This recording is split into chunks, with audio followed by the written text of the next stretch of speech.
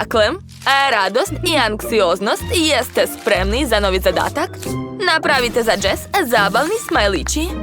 Zato imate karton. Odličan zadatak.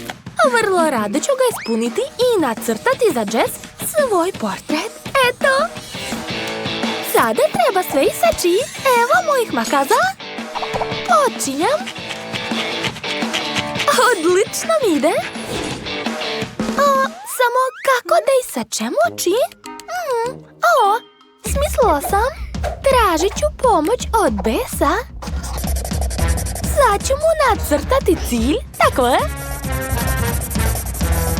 Gotovo. Hej, dođi ovamo. Hoćeš iseći mi oči, molim te? Nacrtala sam cilj za tebe. Kakvo je to pitanje? Lako!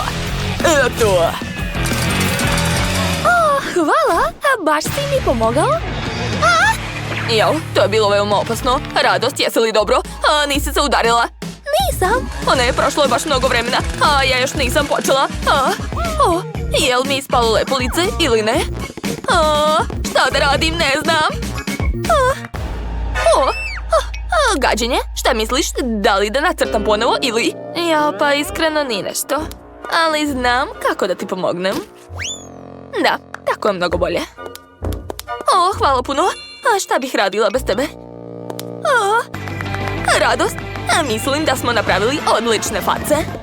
Prvi korak posla je ispunjen. To.